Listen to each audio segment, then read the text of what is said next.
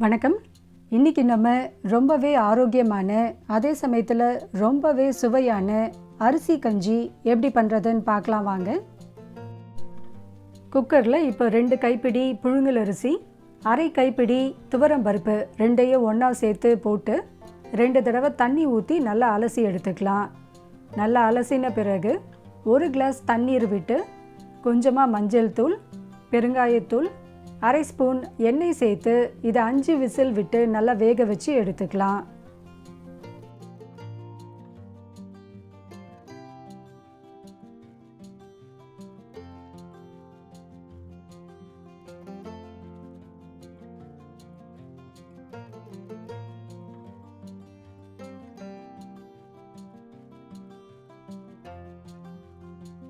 அரிசியும் பருப்பும் நல்லா வெந்தாச்சு.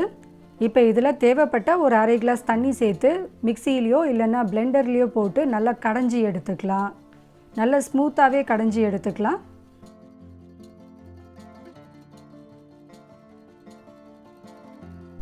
அரிசியும் பருப்பையும் நல்லா கடைஞ்ச பிறகு இப்போ இது கூட நம்ம காய்கறிகள் சேர்த்துக்கலாம். கேரட், பீன்ஸ், புடலங்காய், காராமணி, இது 4 காய்கறியும் சின்ன சின்ன துண்டுகளாக கட் பண்ணிவிட்டு 1 கப் அளவுக்கு எடுத்திருக்கேன். அதை இது கூட சேர்த்துட்டு தேவையான அளவு உப்பு, 1 ஸ்பூன் மிளகுத்தூள், 1 ஸ்பூன் சீரகத்தூள், அரை மூடி எலுமிச்சை சாறு சேர்த்து கலந்து விட்டுட்டு நமக்கு எந்த பதத்தில் வேணுமோ அதுக்கு தேவையான அளவுக்கு தண்ணி சேர்த்து கலந்துட்டு இப்போ இதை 1 விசில் விட்டு வேக வச்சு எடுத்துக்கலாம்.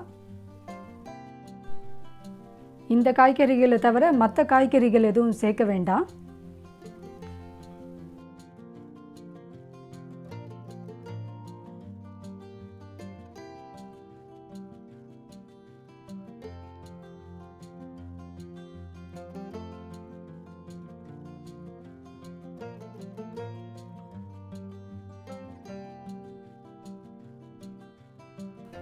ஒரு விசில் வந்த பிறகு நல்லா ஆற விட்டு எடுத்தாச்சு. வாசனை பார்த்திங்கன்னா ரொம்பவே அருமையாக இருக்குது. டேஸ்ட்டும் பார்த்திங்கன்னா ரொம்பவே நல்லா இருக்குது. அதே சமயத்தில் இது ரொம்ப ஃபில்லிங்காகவும் இருக்கும், சீக்கிரமாக ஜீரணமும் ஆகிடும். குழந்தைங்களுக்கு உடல் நலம் குறைவாக இருக்கவங்களுக்கு இதை தாராளமாக கொடுக்கலாம். கண்டிப்பாக இந்த ரெசிபியை ட்ரை பண்ணி பாருங்கள்.